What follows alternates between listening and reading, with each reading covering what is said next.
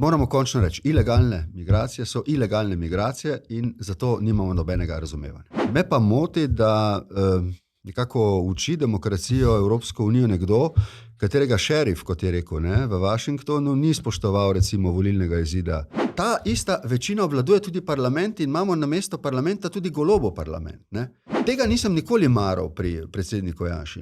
In zdi se mi, da je on sposoben z repom podreti vse, kar naredi z glavo. Mislim, da se bodo zdaj stvari hitro postavile na svoje mesto.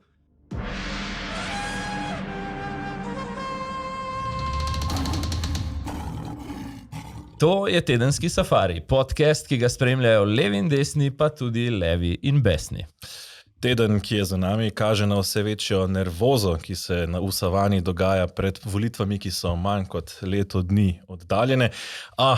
Pravzaprav bolj kot to spremljamo dogajanje na svetovnem odru, kjer se pripravlja, pravzaprav se zdi spopad velesil, tako da danes gledamo preko meja savane. Na safariju pa je z nama nekdanji predsednik republike, edini Slovenec za zdaj, ki je bil v svoji politični karieri tako predsednik republike kot vlade in državnega zbora. Borut Pahor, dobrodošli na safariju. Hvala za vabilo. Z veseljem. Pozdravljeni. Evo, preden začnemo, pa še eno vabilo, in sicer, da odtipkate zanima.me, to je spletna stran, kjer pripravljamo naslednje korake. Namreč Tedenski safari postaja del večjega medijskega projekta, ki mu pridružujemo tudi neodvisni spletni portal, pri tem pa potrebujemo tudi vašo podporo, zato le ne čakajte, ampak več o tem v nadaljevanju oddaje. Zdaj, preden pa zaidemo v bolj resne teme, glede na to, da ste potovali po dobršnem delu sveta, ste bili kdaj tudi v safariju, kot rekel, tem afriškem safariju z zvermi? Ne, nisem bil, sva se pa z Mirkom spomnila mojega državniškega obiska v Libiji, ki je bil prav gotovo tak, da ga ne bova pozabili. Ja, bila sva na zelo eksotičnem koncu sveta, globoko v libijski puščavi, pa še nekdo se je odločil, da naj uro in pol pusti čakati na vročini, ne? Ja, srečala sva, jaz sem takrat srečal prvič libijskega voditelja Gaddafija, srečal sem ga potem še večkrat, to je bilo prvo srečanje in je bilo v vseh ozirih nepozabno. Gospod Pahora je zdaj dosti desetletje pa pol od takrat, da izdava skrivnost, zakaj smo najprej mi zamudili, pa potem nas je pustil še čakati v neugodni situaciji. To so državne skrivnosti, ki morajo biti globoko zakopane. Recimo bom rekel, samo šifra je damska torbica, drugih stvari pa ne bom razlagal. Meni je ostal v spominu, prišel sem v nekem trenutku, po mojem, na kakšen meter razdalje, takrat do Gaddafija, nek tak blazen, lahko rečemo karizmatičen, ampak tudi precej nor pogled. Kaj ste si vi mogoče najbolj zapomnili takrat? Razen kamel, ki ste jih dobili. Vseeno, tisto srečanje in tisto obisk ni bil nepomemben. Vi se spomnite, da smo šli tja v času hude gospodarske krize, doma poslov za gradbince ni bilo, tam smo jih poskušali iskati in nekaj tudi našli. Jaz sem potem Gaddafija z Berlusconijem še enkrat obiskal, ko so nas prosili, da pravzaprav posredujemo takrat, ko se je Gaddafi odločil, da pravzaprav pripre, mislim, da je bila švicarska zunanja ministrica, zaradi obnašanja švicarskih oblasti do njegovega sina, ki je bil zaradi mamil v zaporu. Mi smo to uspeli storiti, ta operacija je bila uspešna. Se pa spomnim, da sem na pogovoru z njim rekel nekaj, kar so mi kasneje rekli nihče, naprej ne kasneje ni rekel Gaddafiju v obraz, in to je, da imajo tudi izraelski otroci pravico do prihodnosti. In zraven je bil Berlusconi, ki je rekel, staj cito, bodi tiho. Ustrašil se je, da bo Gaddafi reagiral na to, ampak se je samo tako hudomušno nasmehal. Zdaj dodal bi sam še eno zanimivo zgodovinsko podrobnost. Kakšnih 6-7 mesecev po mojem spominu po tem najnem obisku je dejansko so Gaddafija in usmrtili, še prej strmoglavili. Izgleda, da sva usodna kombinacija, če greva kam tako daleč skupaj. Ja, to, da sva danes tukaj, ne pomeni nujno vse dobro. Zdaj, če potegnemo usporednice s tistim časom, kot je Mirko že omenil, kmalu zatem je prišlo do arabske pomladi in kar, lahko rečemo, neke nove dobe, vsaj v tem bližnjevzhodnem delu sveta, in prav pred kratkim pravzaprav se je to obdobje arabske pomladi po svoje zaključilo s padcem Bašarja al-Asada v Siriji. Skratka, lahko bi rekli, tudi danes se zdi, da smo nekako v prelomnih časih, konec koncev se pogaja o koncu vojne v Ukrajini. Kako prelomni so časi, za kako prelomne ocenjujete čase, v katerih smo recimo ta trenutek? Ocenjujem jih za zelo prelomne. Zdi se mi, da smo prišli zdaj v tisto obdobje, ko se bo odločilo, ali bo prišlo do neke nove politične, pravne in drugačne globalne arhitekture po mirni poti, ali pa bo, tako kot je bilo v zgodovini večkrat in praviloma, zato neizogibna vojna. Na to vprašanje tudi največji strokovnjaki nimajo dokončnega odgovora. Za to, da bi bil mir lahko trajen, nimamo zgodovinskega dokaza, imamo pa številne dokaze, da so bile periodično potrebne, recimo so bili veliki konflikti za to, da so na novo postavili svetovno ureditev. Jaz še vedno menim, da obstajajo možnosti, da se je človeštvo dovolj naučilo in da obstajajo vendarle dovolj trdni mehanizmi, da se da po mirni poti priti do neke nove infrastrukture sveta, vendar so te stvari, ki jih danes opazujemo, skrb vzbujajoče, ker kažejo, da lahko morda komu uide vendarle te vajeti iz rok in se, tudi če to ne bi želel, svet znajde v nekem globalnem konfliktu. Skratka, smo v nekem prelomnem obdobju, dolgo časa po padcu Berlinskega zidu se je spraševalo, ali in kdaj bo nastopilo obdobje, ko se bo znova, recimo 3/4 stoletja po drugi svetovni vojni in ureditvi sveta okrog Organizacije združenih narodov, znova lomilo to vprašanje. Zdaj se lomi. Zdi se, da ta sistem, ki je bil do zdaj, razpada, da se znova vrača geopolitika v najbolj surovi obliki, da dobivamo interesne sfere, da se velike države glede tega strinjajo in seveda se majhne države, med njimi tudi Slovenija, upravično sprašujemo, če nas je doslej varovalo mednarodno pravo, kaj nas bo varovalo zdaj. Tukaj bo treba cel kup pametnih odločitev sprejeti, da bomo zavarovali naše interese. Če gremo čisto konkretno v Ukrajino, gledamo spremembo odnosa v bistvu do Ukrajine. V Saudski Arabiji so se začela zdaj ta mirovna pogajanja zgolj med ZDA in Rusijo za zdaj. Ukrajina naj bi bila, če bo v pogajanja vključena kasneje.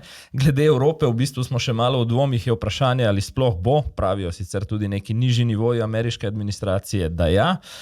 Zdaj po pogajanjih in še posebej po prvem energičnem, bolj kritičnem odnosu tudi Zelenskega, pa je Trump podal nekaj izjav, ki tudi same po sebi skrbijo, pa predlagam, da jih na kratko pogledamo. Hear that, they're upset about not having a seat. Well, they've had a seat for 3 years and a long time before that. This could have been settled very easily. Just a half-baked negotiator could have settled this years ago without the loss of much land, very little land, without the loss of any lives, and without the loss of cities that are just laying on their sides. Yet when they're worried about not being seated, you mean somebody that should have gone in and made a deal a long time ago. Тобто, на жаль, президент Трамп з великою повагою до нього відносимося як до лідера народу, який ми дуже поважаємо, американський народ, який нас постійно підтримує. На жаль, живе в цьому дезінформаційному просторі. But think of it, a modestly successful comedian. President Zelensky talked the United States of America into spending $350 billion to go into a war that basically couldn't be won. A dictator without elections. Zelensky better move fast or he's not going to have a country left. Got to move fast. Ja, pustimo to, da je bil Trump udeleženec resničnostnega šova, pa da nekomu očita, da je srednje uspešen ali neuspešen komedijant, ampak bolj resno.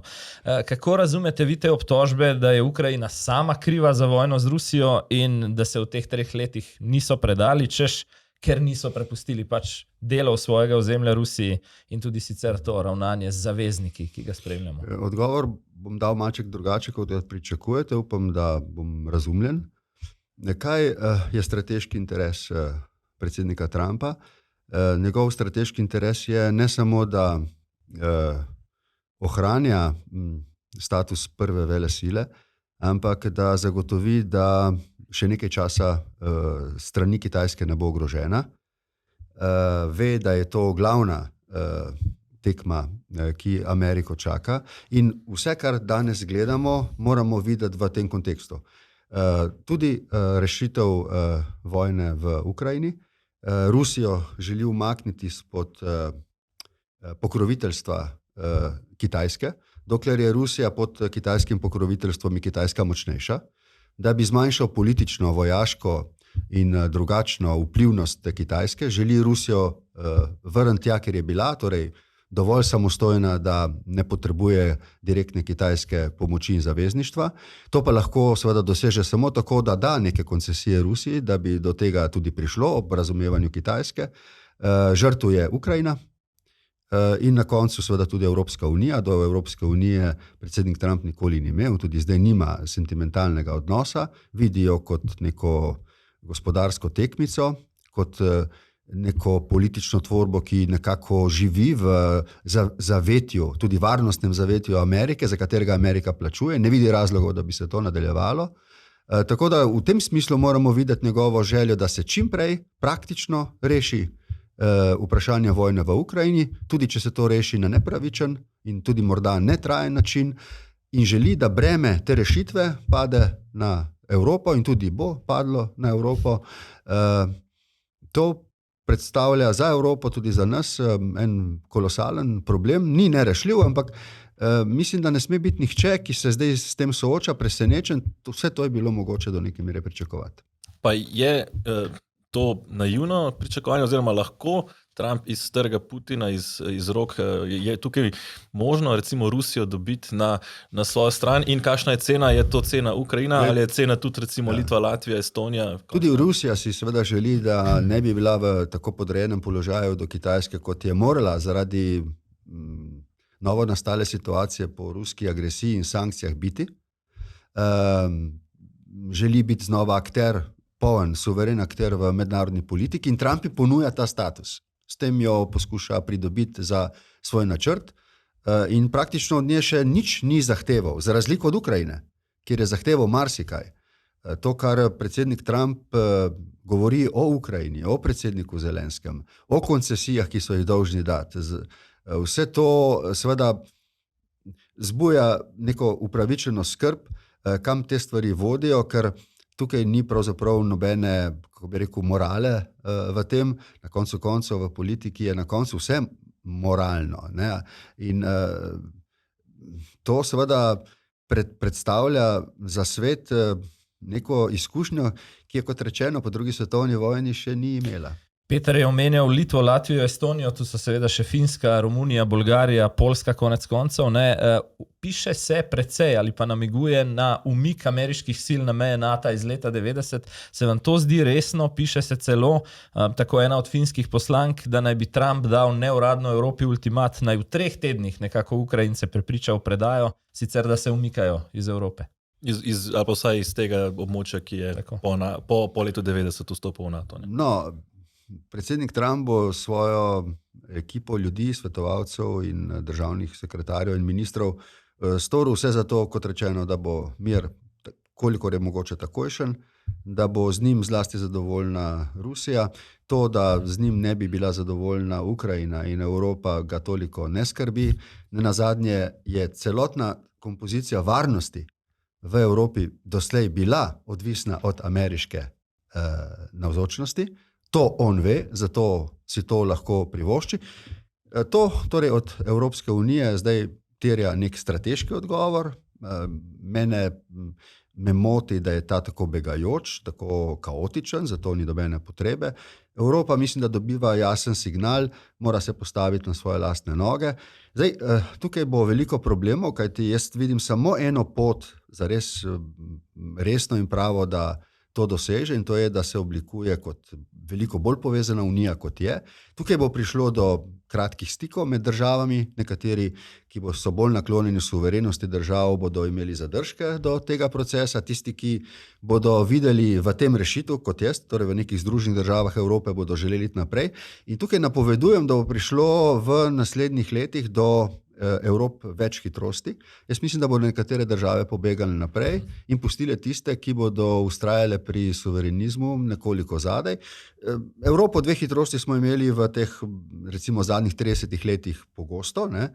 In jo imamo deloma še danes institucionalizirano. Zdaj pa se mi zdi, da bo šel ta proces še hitreje. Mislim, da se mora tudi Slovenija pripraviti na to diskusijo. Jaz sem imel kot vodja katedre na Novi univerzi že 2-krat nacionalno konferenco o vprašanju veta in vprašanju kvalificirane večine pri odločanju o zadevah varnostne in zunanje politike. In videl sem, ker je bila zelo pisana struktura strokovnjakov, ne, da so tukaj mnenja zelo različna. Politično bo to za Slovenijo kar vroča diskusija. Zdaj, na to nakazuje pravzaprav tudi recimo govor ameriškega podpredsednika na varnostni konferenci v Minhnu. Ta se je zaključila pravzaprav recimo v solzah dosedanjega voditelja te konference v odhajanju Kristofa Heusgena, ki ga skrbi... Bivši vodja kabineta Merklove, svetovalec. Tako, ki ga skrbi, da so vrednote ZDA in Evrope pravzaprav niso več skupne. Na drugi strani recimo J.D. Vance opozarja pravzaprav, da naj bi bile skupne, pa da je Evropa morda tava. Morda pogledamo najprej izsek iz govora gospoda Vancea in potem pokomentiramo.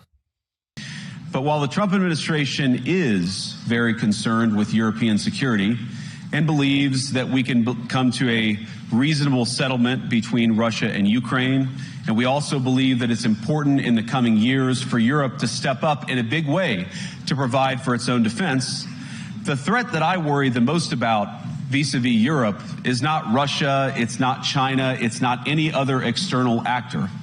And what I worry about is the threat from within, the retreat of Europe from some of its most fundamental values shared with the United States of America. Now, I was struck that a former European commissioner went on television recently and sounded delighted that the Romanian government had just annulled an entire election. He warned that if things don't go to plan, the very same thing could happen in Germany too.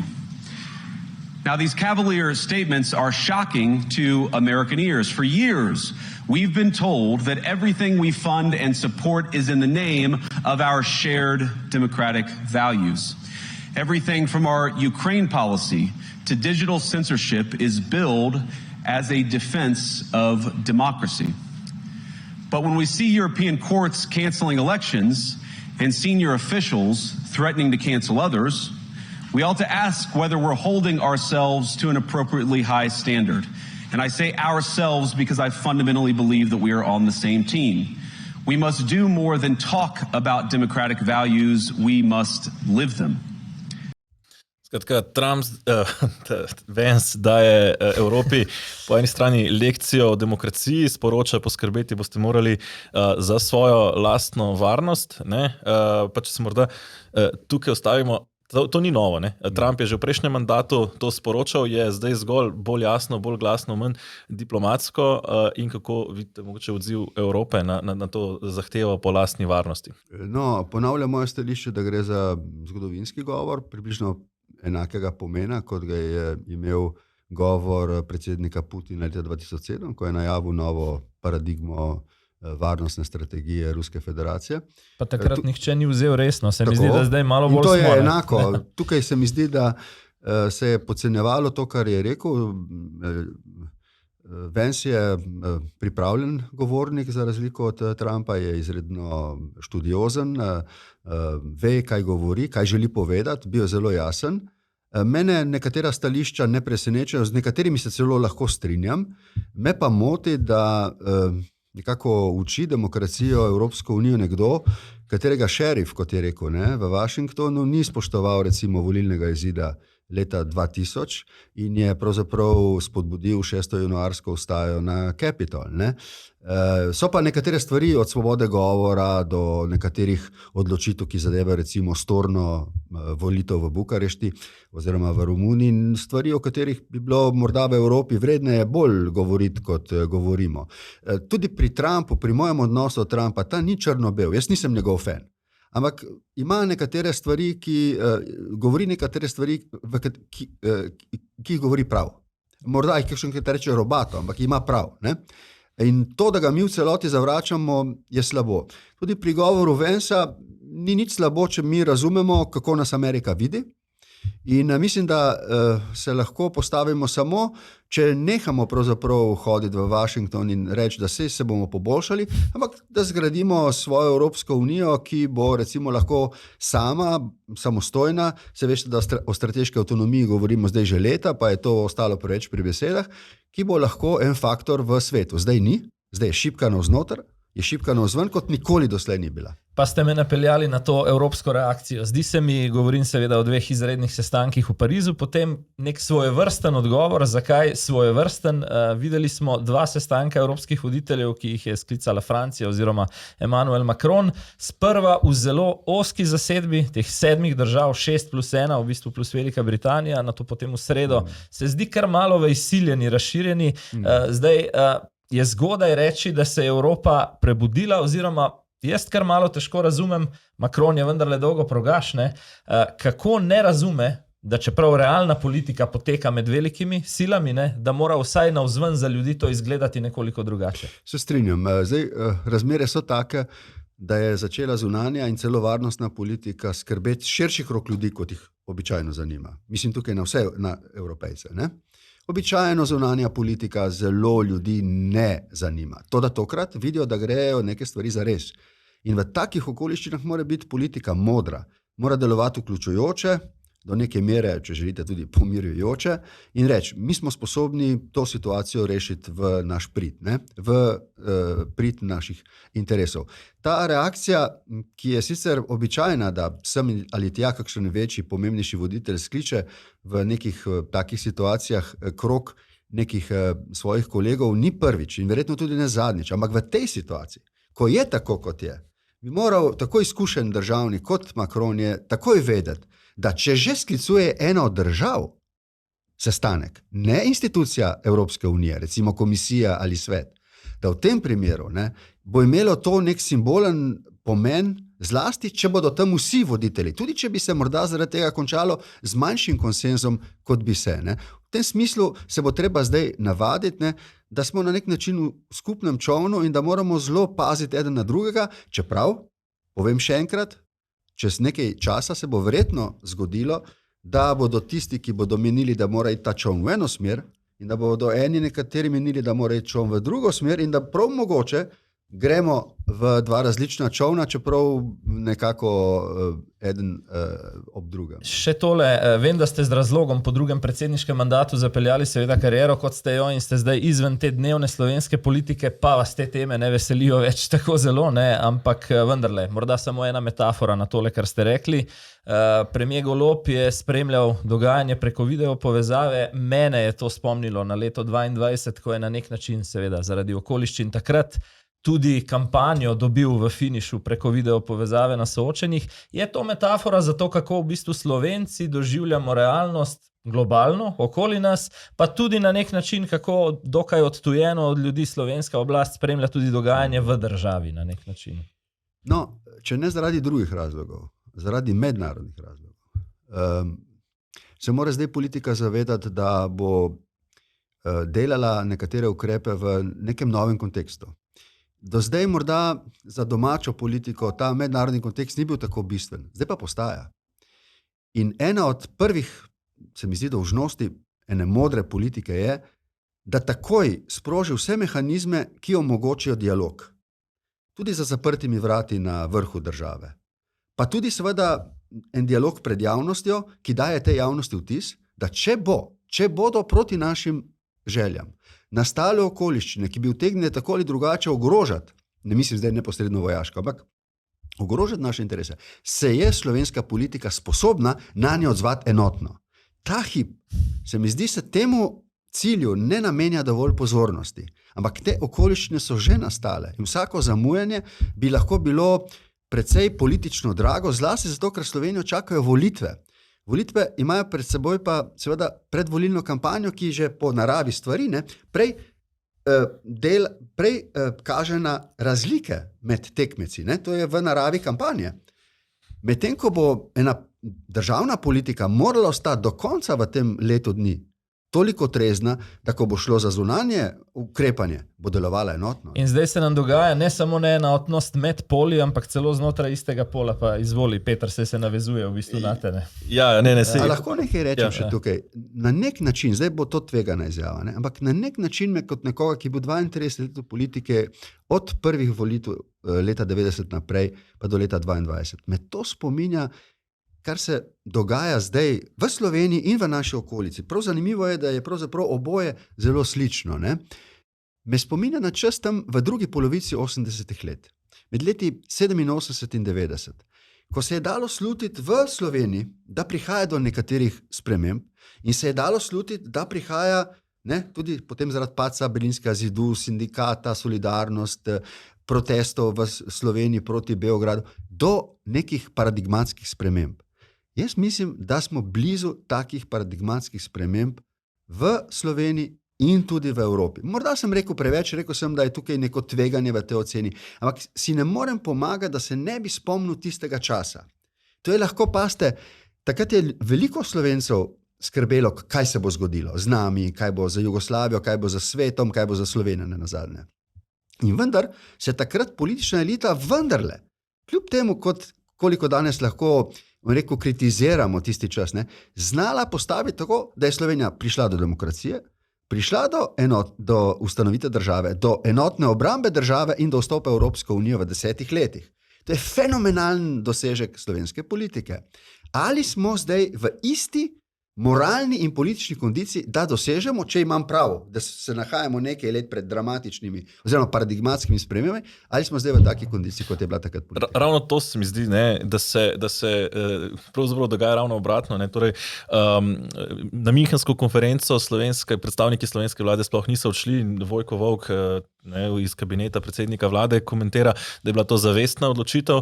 Tanja Fajon je šla domov pred neuradnim sestankom zunanjih ministrov, potem smo pa nekako užaljeni, češ kako da nas ne povabi Macron na recimo, te sestanke na vrhe in na koncu recimo Robert Golob nekako preko video povezave izsilil to sodelovanje.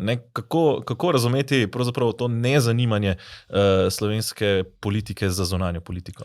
Jaz mislim, da je potem po tem sestanku v Parizu prišlo do spoznanja doma, da nič več ni tako, kot je bilo v mednarodnih odnosih in da tudi verjetno v domačih odnosih, upam, da je prišlo do tega spoznanja, ne bo več dolgo časa tako, kot je bilo, tudi zaradi tega, ker bo morala predsednica republike, predsednik vlade, predsednica državnega zbora, zunanja ministrica, ne skrbeti samo za to, kako bo obdržala doma neko podporo in priljubljenost, ampak kaj bo za svojim položajem, ki nalaga državniško odgovornost, storila za to, da bo obranila tisto, kar bo recimo v parlamentu definirano kot nacionalni interes. In paste, v nekem parlamentu, v katerem zdaj jaz ne vidim ravno neke atmosfere sodelovanja, ampak prej, in to moram reči kot kritiko, prej kot neko nezrelo vodenje, ne samo državnega zbora, ampak tudi dostikrat delovnih teles, kjer se vse prevečkrat odvzema beseda, tudi takrat, ko se ne bi smela, ko se s proceduralnimi zdi se mi, da ne smemo pristati na to, da pustimo, da je v parlamentu tako, da politična večina, ki obvladuje vlado in se zato imenuje Golobova vlada, upravičeno, ta ista večina obvladuje tudi parlament in imamo namesto parlamenta tudi Golobov parlament. To je situacija, v kateri potem ni mogoče v parlamentu oblikovati nekih skupnih državnih politik. Pa tukaj seveda premier Golob ni za neposredno nič kriv, da je tako. Ampak hočem vam reči, vse to, kar se zdaj dogaja, nalaga vsem akterjem, da ponovno premislijo, kakšne so njihove institucije. So dovolj močne, bodo zdržale to, kar jim je naloženo. Tudi državni zbor. Državni zbor se mora zdaj hitro prekvalificirati dejansko v telo, ki bo sposobno navkljub volilni kampanji sprejemati velike državniške odločitve, če bo to potrebno. Ja, jaz bi se navezal, zdi se mi postavljam tezo, čeprav v Hrvaški še bomo, da ste leta 2009 z arbitražo, s podpisom arbitraže v bistvu vzeli tisti del zunanje politike slovenskim politikom, ki nosi točke na anketah in jih od takrat, kot da stvar ne zanima več toliko, ampak če gremo vendarle naprej tudi v našo soseščino, v Münchnu je Vance omenil napad, ki se je tam v mestu zgodil dan prej, ne? In potem naslednji dan je počilo tule, res pred vrati Slovenije, še v Beljaku, ko je sirski migrant ubil 14-letnika in z nožem poškodoval še 5 ljudi. Kako pa vidite to dogajanje v Evropi? Vedno več ga je na nek način. No, vsekakor nas morajo te stvari skrbeti, ampak jaz mislim, da moramo priti do rešitev, ki bodo te skrbi potem odpravljale. Moramo končno reči, ilegalne migracije so ilegalne migracije in zato nimamo nobenega razumevanja. Nimamo nobenega razumevanja. Ne moramo reči, ker smo humani, ker smo odprta družba, imamo razumevanje za ilegalne migracije. Za ilegalne migracije nimamo nobenega razumevanja. Imamo razumevanje za migracije, imamo razumevanje za azilantsko politiko, ampak ta mora biti urejena in spoštovana. Se pravi, zakonit vstop v državo kot minimalni predpogoj. Absolutno. Jaz mislim, da jaz tudi zdaj na mednarodnih konferencah postavljam to tezo in vidim, kako se spreminjajo stvari. Pred letom dni, ko sem o tem govoril, se spomnim na eni konferenci ob robu zasedanja OZN, sem bil kar kritiziran strani svojih evropskih kolegov, da je to preveč surova definicija rešitve, ampak leto dni kasneje, ko sem zdaj nekje drugje govoril o isti temi, so se isti kolegi s tem strinjali. Mislim, ilegalne migracije so nezakonite in države si ne morejo privoščiti, da bi jih gledali skozi prste nečemu, kar je ilegalno. In samo recimo politika, ki bo pri ljudeh vzbujala zaupanje, da obvlada, kako bi rekel, zakonit prehod meje, bo tudi zaupala, da če bo slučajno prihajalo še v prihodnosti do takih incidentov, bodo prej naključni, kot pa da zdaj postajajo na skoraj sistemski. Zdaj, ne more si privoščiti, politike tega pravite, pa se zdi, da si je očitno mislila, da si to lahko privošči, podobno kot si mislila, da si lahko privošči, da ostaja obrambno povsem odvisna od ZDA. Kako razumete situacijo, pravzaprav, da je Evropa tako dolgo, tukaj govorimo o desetletjih, bila pravzaprav in na stališču, da lahko dopušča ilegalne migracije, jih celo, če parafriziram recimo Merklovo, wir schaffen das, celo spodbujala, na drugi strani bila desetletja povsem odvisna od Amerike, varnostno, torej skupnost držav, kot je Evropska unija, da niti približno ni sposobna poskrbeti za svojo lastno varnost. Kako to razumete?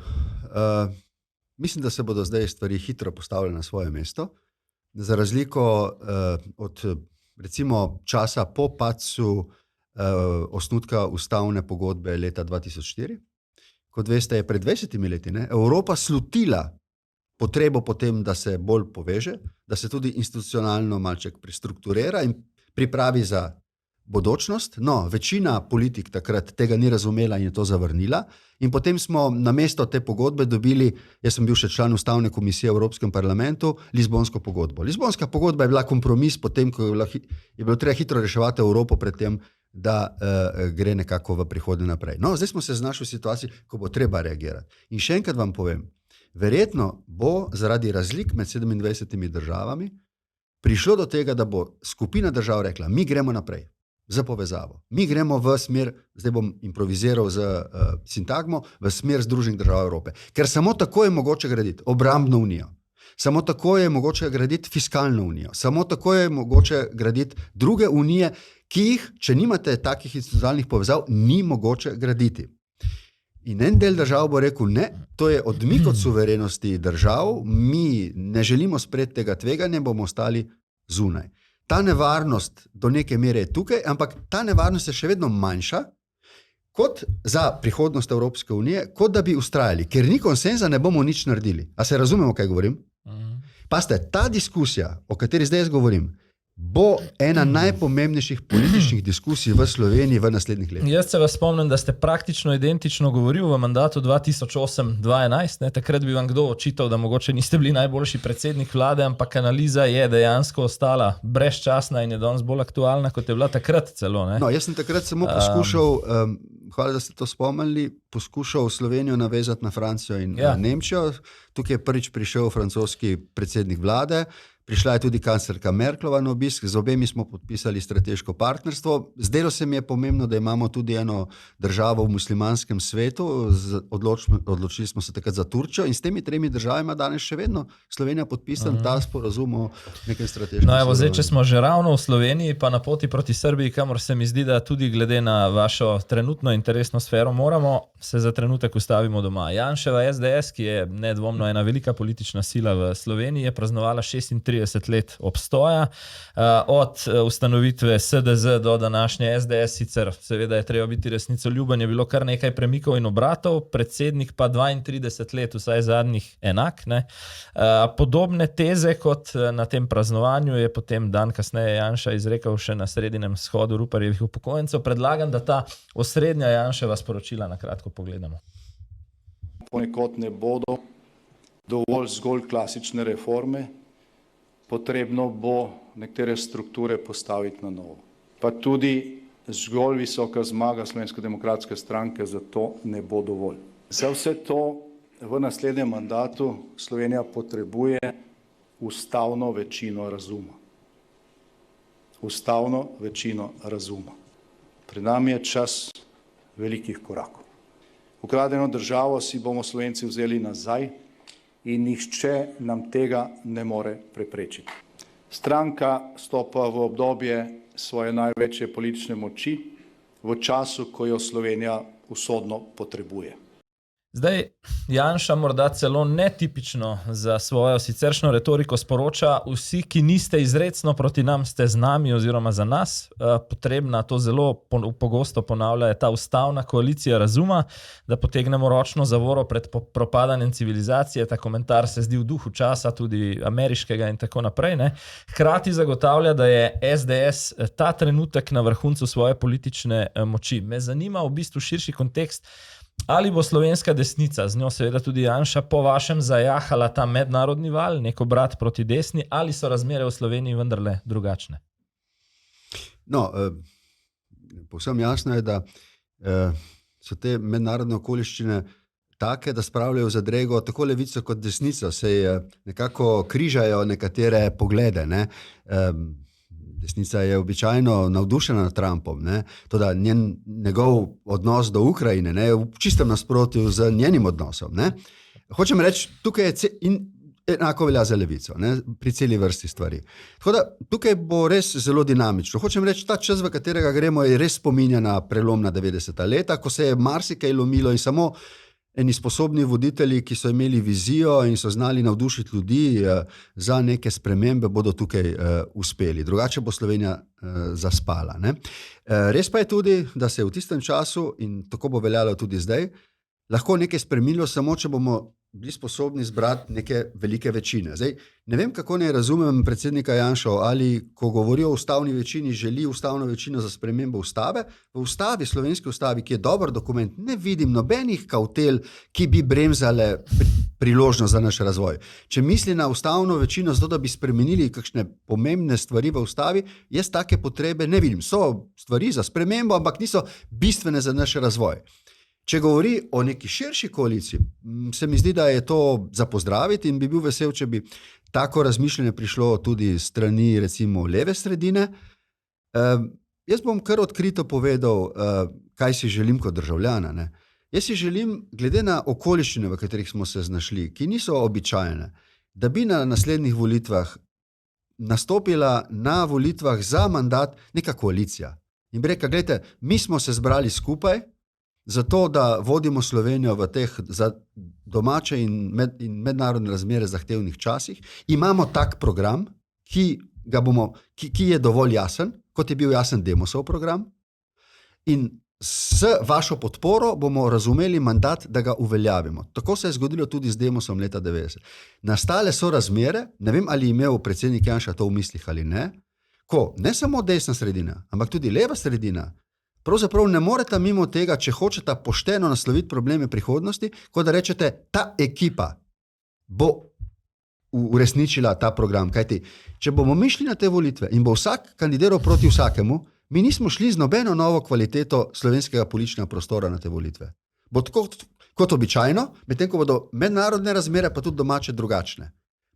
Jaz mislim, da je nastal čas, upam, da ti najbolj sposobni voditelji to vendarle prepoznajo, morda nočejo o tem še govoriti, ampak bodo morali, da so nastale razmere, ko tisti, ki hoče voditi Slovenijo, mora pravzaprav oblikovati neko vladno koalicijo, pravzaprav že pred volitvami in jo ponuditi v presojo volivcem.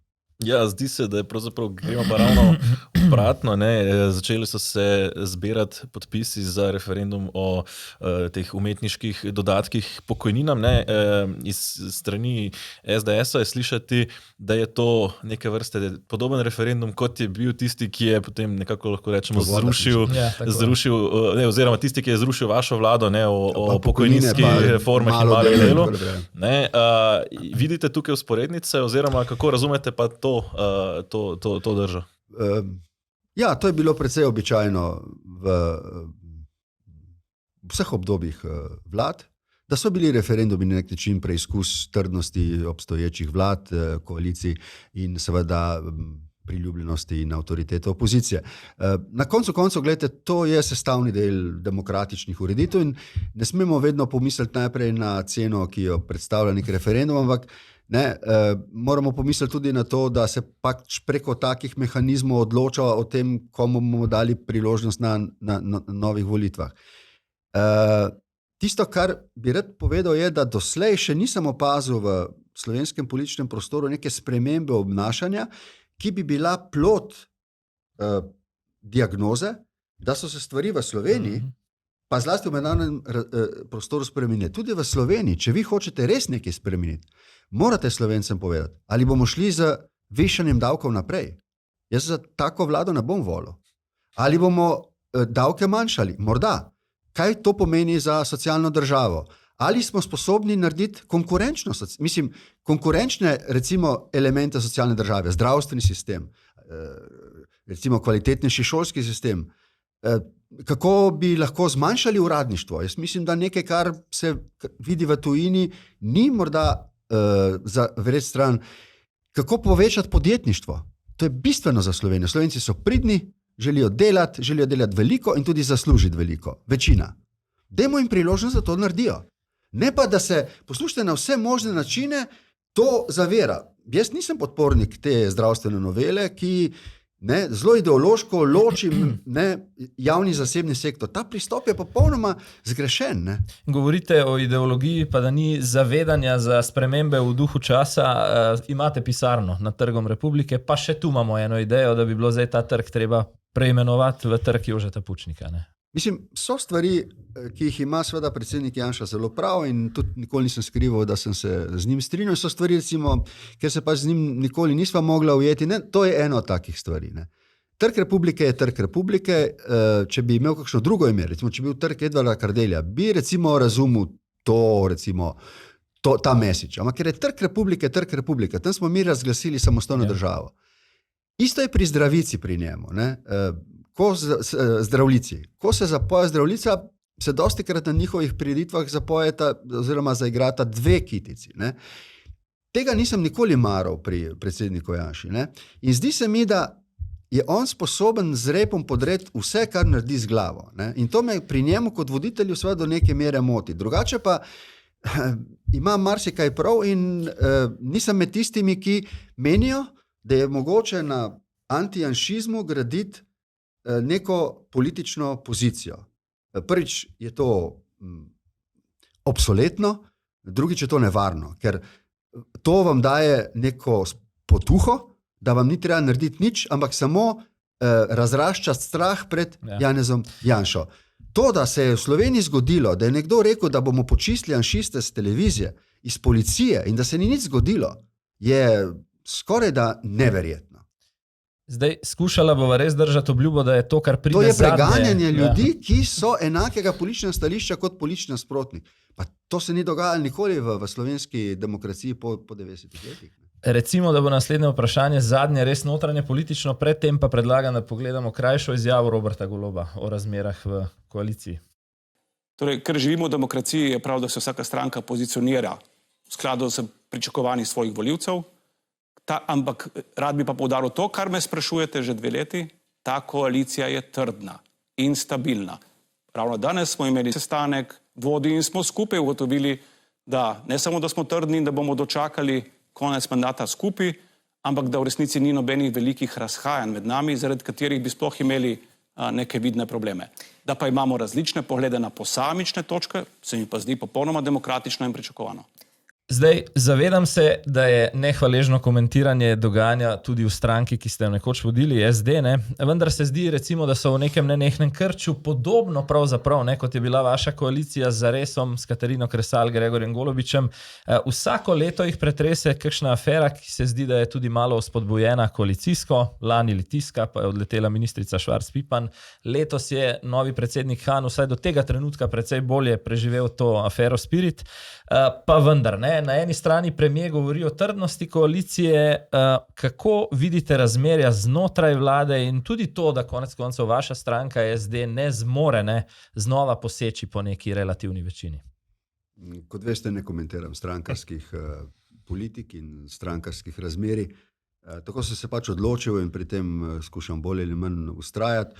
Dovolim si, tudi mislim, da je na nek način moja dolžnost, da komentiram, če me kdo vpraša splošne politične razmere doma in v tujini, o tem smo se tudi pogovarjali.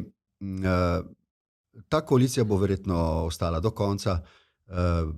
Ta lojalnost poslancev do predsednika vlade Goloba je tako močna, da omogoča, da ta vlada ostane do konca mandata. To je drugače, kot je bilo prej v vladnih koalicijah novih obrazov, ker so centri moči izven institucij lahko posegli v recimo politično voljo poslancev in dosegli, da so recimo take vlade padle prej, kot je bilo to pričakovano. No, lojalnost poslank in poslancev Gibanja Svoboda do svojega predsednika pa je dovolj močna, da omogoča, da se ta parlament ohrani do zadnjega dne.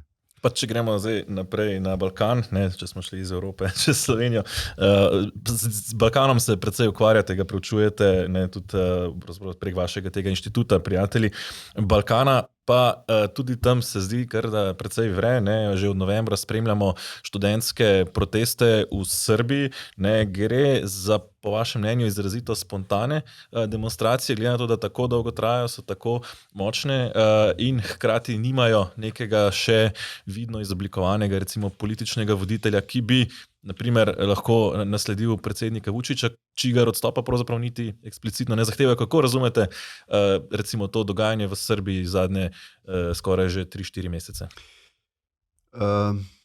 Mogoče spet začnem na drugem koncu, pa pridem potem do tega vprašanja. Mislim, da Evropska unija ta hip strašno zamuja z procesom širitve na Zahodni Balkan.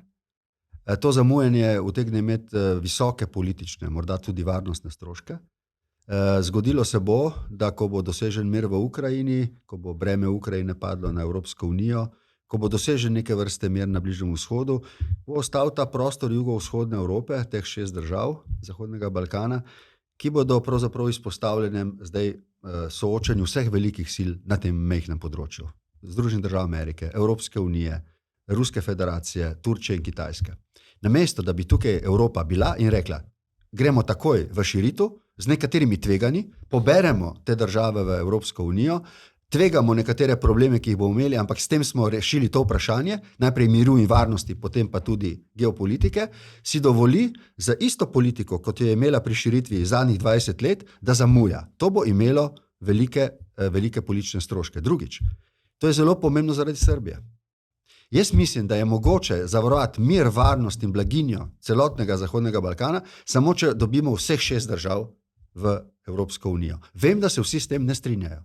Vem, da rečejo, ja, morajo izpolnjevati pogoje. Seveda se bomo trudili, da bodo izpolnjevale pogoje. Ampak mi moramo dobiti Srbijo v ta prostor. Če bo Srbija ostala proksi Ruske federacije, bo zaradi Republike Srpske, zaradi severa Kosova in podobnih stvari, Črne gore, vir nestabilnosti. Tako da tukaj moramo tudi zdaj mi, brez zamere, da rečem tako surovo, podobno kot druge velike velesile, mora tudi Evropska unija razmišljati o svojih interesnih sferah. Je Zahodni Balkan njena interesna sfera ali ne? Če je, potem ga čim prej dobi v svoj krog. In to seveda zadeva tudi Srbijo. Zakaj je to pomembno z vidika vprašanja, ki ste mi ga postavili? Kajti, če bi danes v Srbiji obstajala neka verjetnost, da Srbija dejansko postane članica Evropske unije, bi to imelo bi to spodbudilo drugačno dinamiko dogodkov, kot je danes opažate. Če bi se vedlo. Jaz pa zdaj, ko pripravljam konferenco mojega inštituta 24-25. aprila, veliko mednarodno konferenco kot lani, in sem v stikih s Borisom Tadićem, Vukom Jeremićem in ostalimi, ki bodo prišli. Ne.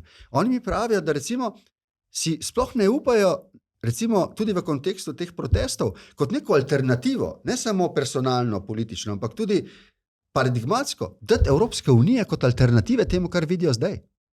Ker ni v Srbiji več to tema, ni več dovolj atraktivna, da bi to oblikovalo politični konsens tistih, ki protestirajo in tistih, ki jih podpirajo, da bi te proteste usmerili nekam, zdaj v bistvu jih imamo tam zato, da rečejo, s sistemom, v katerem smo, nismo zadovoljni, hočemo, da dela. Ampak kako bo delal? Kaj bo spremenilo ta sistem, da bo delal? Me razumete?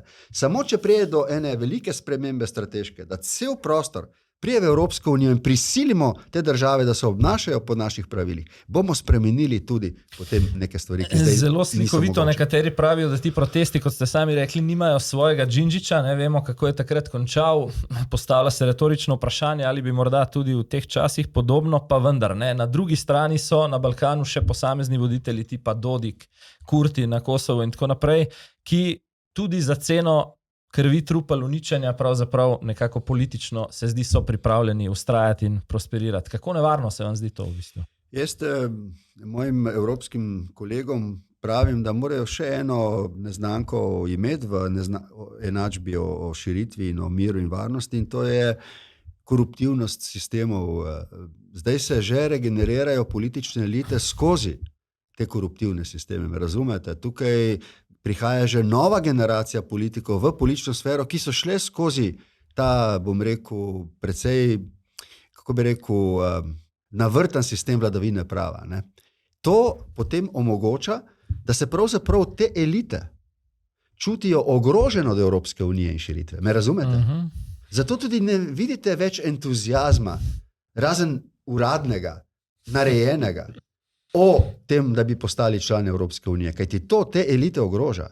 Ampak jaz razumem moje kolege v Bruslju, v Parizu, v Rimu, s katerimi sem v kontaktu, da jih skrbi ta situacija. Ampak te situacije ni mogoče drugače rešiti, kot da dobite te države v Evropsko unijo, ki potem vendarle spreminja tudi te stvari. Ne? Tudi v Evropski uniji ni zaznati nekega entuzijazma, da bi te države sprejeli. Ne, se praktično, recimo, če mogoče Srbijo damo na stran, ampak recimo Makedonija je naredila, rekel, težke korake naprej, zato da z vsakim korakom, recimo, ki ga naredijo, dobijo novo oviro. Ne? Ja, to je moralno že, bom rekel, vprašanje. Ampak jaz, ko sem sprva nameraval kandidirati za položaj od poslanca za dialog, potem sem se pa premislil tudi iz tega razloga, iz večjih, ampak tudi iz tega, sem gotovo, da vi imate pravzaprav ne 2 ali 3 politike do Zahodnega Balkana, vi imate 10-15 politik.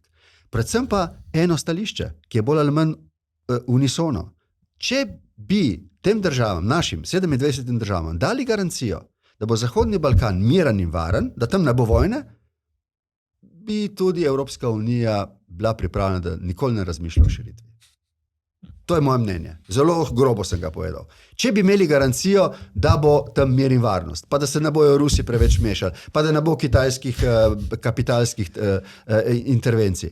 Ampak tega ni mogoče. Poslušaj, če ne bo Evropska unija zapičila evropske zastave v ta del prostora, bo tukaj še zelo vroče.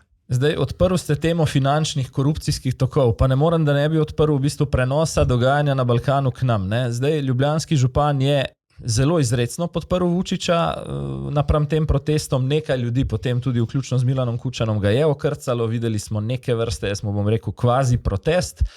Premijer je molčal, zdaj, če gremo na neko širšo sliko, malo se je zdelo, ali pa kar precej, da je Ljubljana v nekem, bom jaz rekel, finančno podrejenem, kapitalsko podrejenem odnosu do tega dela Balkana.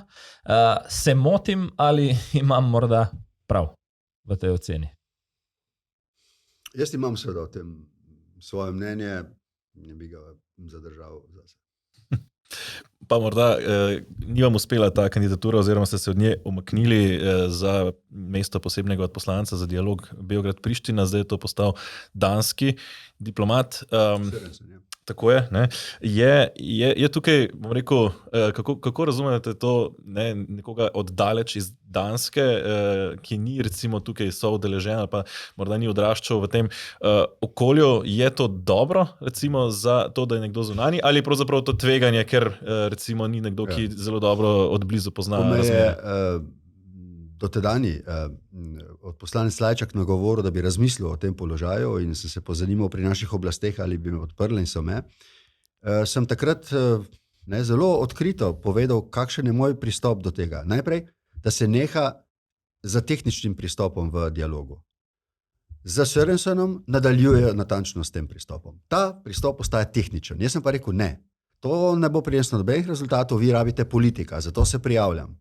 So rekli, ne rabimo politika, to je tveganje, mi imamo komisarko, imamo visoko predstavnico, mi na tem položaju rabimo diplomata. Ok, sem rekel, jaz diplomat ne želim biti, niti nisem, jaz bi politično interveniral v ta problem in ga tudi poskušal na ta način torej pristojnim ponuditi kot rešitev. Če boste vztrajali pri tem klavrnem tehničnem dialogu, ne bo pripeljal nikamor in zagotavljam vam, da kljub temu, da je Sørensen zelo, zelo sposoben diplomat, ne bo praktično dosegel zelo veliko.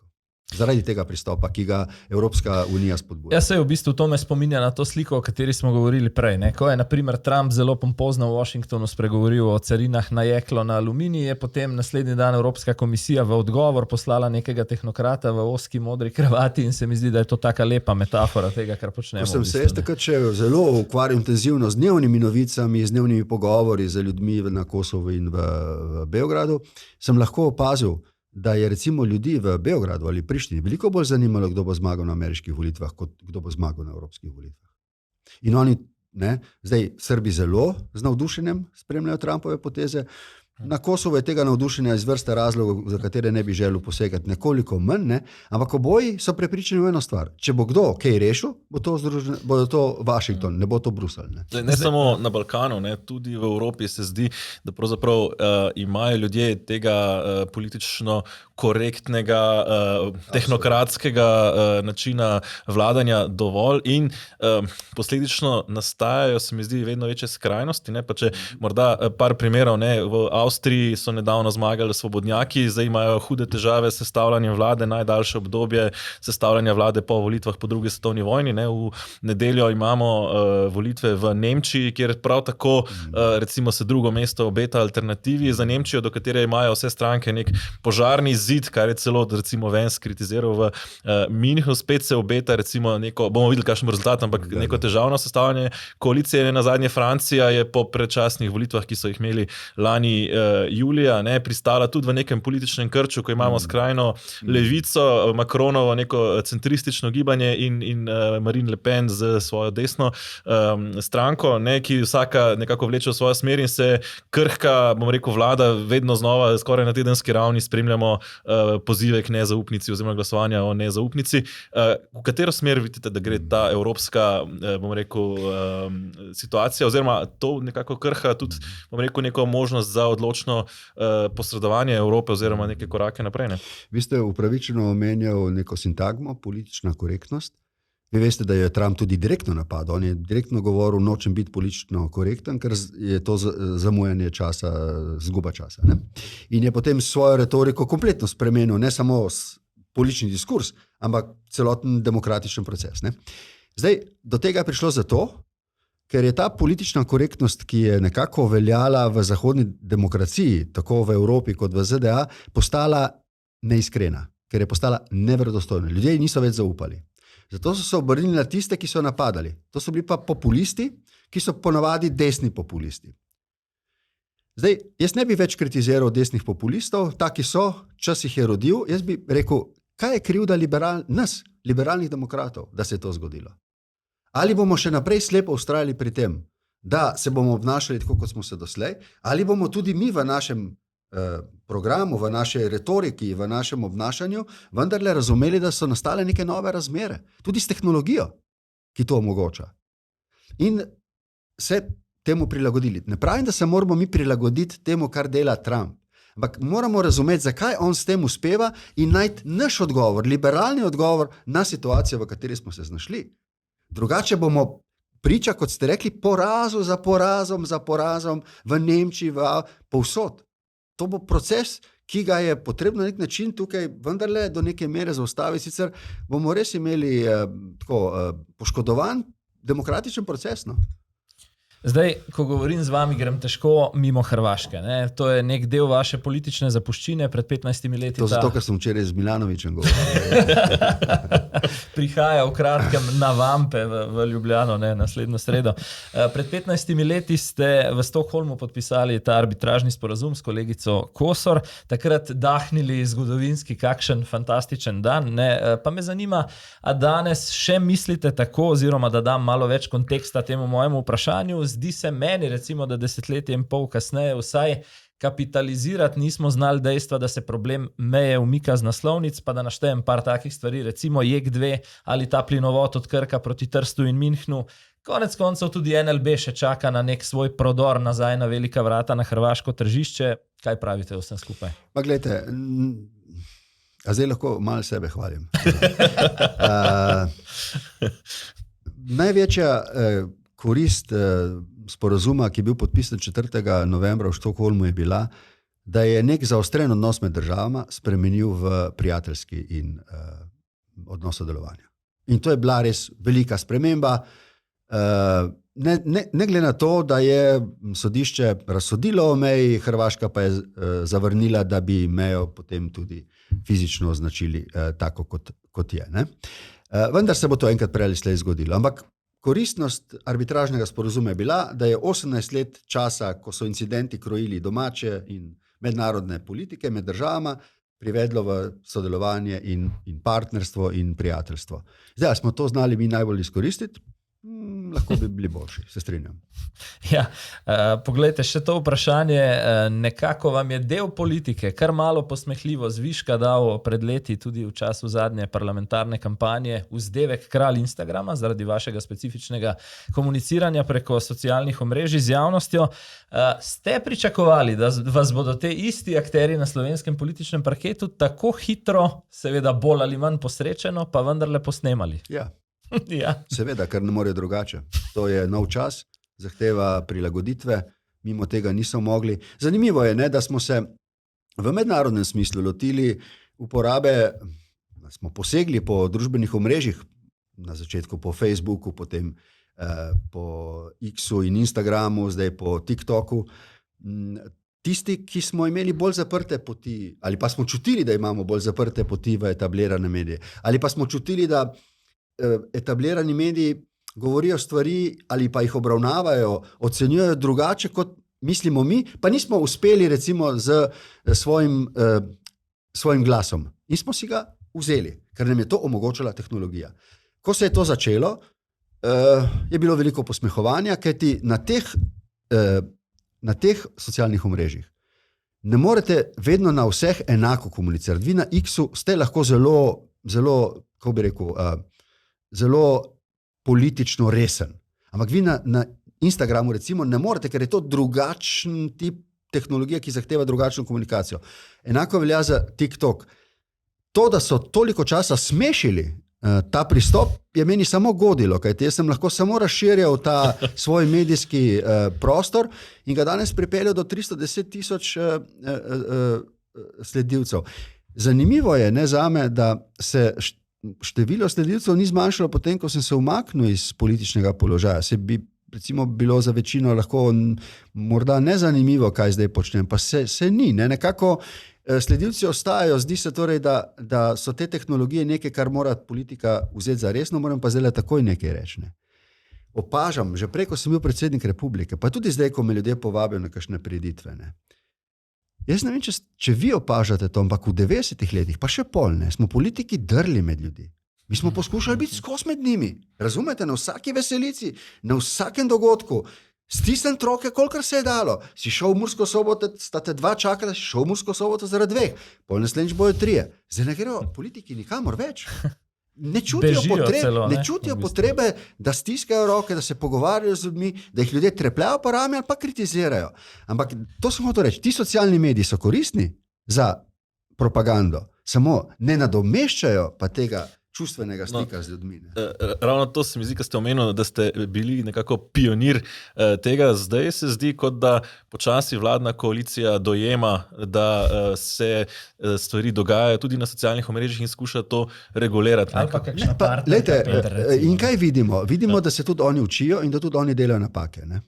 In zdaj seveda jih radi spomnimo, ne? Ker nam to malo zapaše, ne? Da stari, meni si se smejal, zdaj se ti dogaja isto. Seveda, ampak jaz pravim, naprej, ker ni druge poti, kot da se naučite delati s temi, kakšenkrat tudi preko napak, se umakniti iz tega in reči, ker delamo napake, tega ne bomo počeli. Iti z socialnih medijev stran. Poglejte podcaste, pred 10 leti jih ni bilo. Poglejte spletne. Mislim, zdaj, ko prihaja umetna inteligenca, kdor ne bo obvladal tega v političnem procesu, bo ostal na margini tega. Zdaj ste dobro me napeljal na razmišljanje o medijih. Isto kot ste rekel, smo bili med ljudmi, nas ni več politiki, ne? Se mi zdi, da je tudi pred mikrofoni ali pa kamerami podobno. Pravzaprav neka tendenca je bila, spomnim se vaših novinarskih konferenc po sejah vlade, trajale so 1,5 ure in tako naprej. Ne? Zdaj, vsaki sej. Ja, tako ja. Pa semaforja in vseh možnih stvari. Ne? Danes se mi zdi, da je tendenca tisto, ko PR-ovka še pred začetkom reče vprašanje, ne bo, ne? In zdaj bi to navezal na eno drugo področje. Spomnim se, da je nekako začetek moje novinarske kariere sovpadal tudi s tem začetkom vašega mandata 2008-2011 in moram reči, da ste bili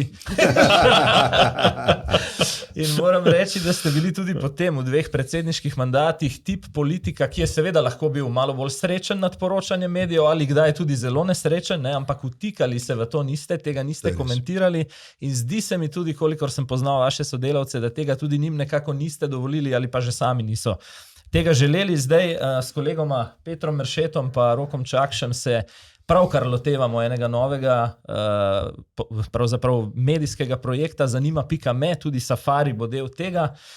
Vsak od nas treh se mi zdi, da v ta projekt prinaša eno svojo osebno izkušnjo tega, kaj se zgodi, ko politika in kapital korumpirata osnovno poslanstvo medija, pa se mi zdi pravzaprav, da bi bilo lepo slišati kakšno besedo za napot tudi od vas. Ne, jaz mislim, da tukaj na nek način ne prvi, ampak še vedno orjete ledino, kar zanimivo je in tudi nesrečno, ne, da zlasti v tako majhnem okolju, kot je slovensko, ne, prihaja do take potrebe potem, da se prej ali slej nek medij opredeli, če se ne opredeli, propade. Ne. Tukaj v tem smislu orjete ledino. Jaz bi rad, da uspete, če boste držali to, kako bi rekel, nepristranskost. Ne. To je zelo težko. Tudi ljudje niso več navajeni, da spremljajo medije, ki so nepristranski. Upam, da to veste. Ne? Ljudje želijo gledati tisto, kar jim je všeč, ne politično. Tako da to je zelo dragoceno, niste edini, ampak tukaj se mi zdi, da ta projekt Zanima.se kaže neko zares tako iskreno željo, da bi uspel in vam vsem trebno. Želim vse najboljše. Lejte, mediji se spreminjajo, medijska krajina se spreminja, vstopajo socialni mediji, še vedno pa mediji ostajajo en pomemben steber demokratične družbe. In zato seveda toliko bolj pozorno gledam, kako je z etabliranimi mediji, zlasti nacionalno televizijo in ne moram reči, da mi je vse eno. Ja, to je pravzaprav lahko rečemo tudi en tak naš moto, ne, da bomo objavljali tudi mnenja ali pa se pogovarjali s sogovorniki, ki morda, s katerimi se ne strinjamo, s katerimi se morda del naše publike ne strinja, da lahko odpiramo ta širši prostor. Ne. Glejte, to, kar bom zdaj rekel, je popolnoma nemoderno ta hip, vendar pa se mi zdi neizogibno za eno uspešno prihodnost. Ta hip ni moderno biti zmeren. Ta hip ni moderno biti čim manj izključevalen. Ta hip zahteva strogo besedo, udariti po mizi, mi smo to in oni so za vse krivi. To je zdaj ta hip. Nekaj časa bodo ti še zmagovali, ampak bodo pripeljali razmere do točke nevzdržnosti. To se bo prej zgodilo, tudi v mednarodnem smislu.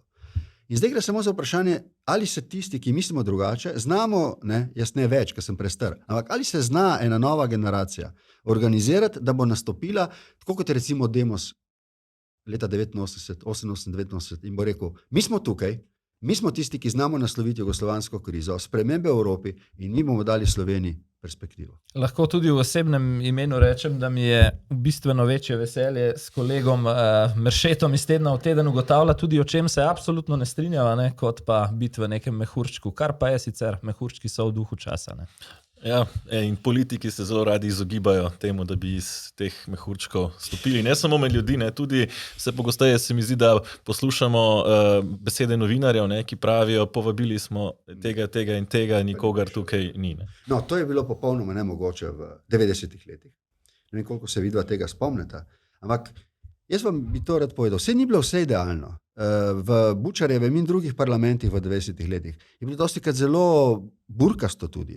Ne moram reči, da se ti incidenti niso dogajali. Ampak v parlamentu, zlasti Bučarjevem, pa tudi potem, no, vse tja, še nekaj časa, ne, do vstopa v Evropsko unijo, bi rekel, ne, je bilo neko ustvarjalno vzdušje. Vedelo se, da je to parlament osrednja institucija, da se tam srečajo zelo različna mnenja in smo se poskušali spoštovati. Jaz se spomnim, da smo se tudi smejali na svoj lasten račun. Tudi paste tega humorja v politiki, v parlamentu, ki ga je bilo v obilici v 90-ih letih, pa so bile resne razmere. Zdaj ni več, zdaj je vse surovo, zdaj je vse resno, se jemlje beseda. Ne, o tem se ne sme govoriti, ker je rasistično. Čakaj, ne pove do konca, tam je zato, da lahko to pove. Lahko da je rekel izjavo, ki je nespodobna, ampak ne moreš ga sredi izjave prekiniti in reči in potem predsedujoči komentira te izjave. Mislim, to so neke uzance zdaj, ki, ko gledam, me res čudijo, da stvari grejo tako naprej, kot grejo. Ja, nas čudi vse. Zdaj smo že kar dolgi, tako da mislim, da lahko... Zaključujemo ta pogovor, vas prepuščamo vašim obveznostim in, kot ste vi zaželeli nam, tudi mi vračamo nazaj. Vse dobro pri vašem poslanstvu v prihodnje. Pa se še kaj vidimo, ne? Srečno. Tako, spoštovani gledalci, ne, pa se vidimo tudi na portalu zanima.me, kjer še vedno vabimo, da se nam pridružite, da nas podprete in na ta način omogočite nadaljevanje tega našega projekta, ki vam morda ne bo vedno všeč, ne, ampak vas bo morda tudi kdaj vlekel iz cone udobja in izzival z kakšnimi drugačnimi mnenji, ne, hkrati pa računamo, da zadevo peljemo naprej po tej poti, ki smo si jo zastavili. In najlepša hvala za podporo, ki jo že izkazujete na socialnih omrežjih in v komentarjih pod YouTube kanalom, tako da nasvidenje spet kmalu, spet z bonus epizodo naslednji torek. Ja, in spremljajte nas še naprej na YouTube kanalu, kjer se lahko naročite, na podcast aplikacijah, kjer se lahko naročite in na socialnih omrežjih. Pa lep pozdrav do naslednjič.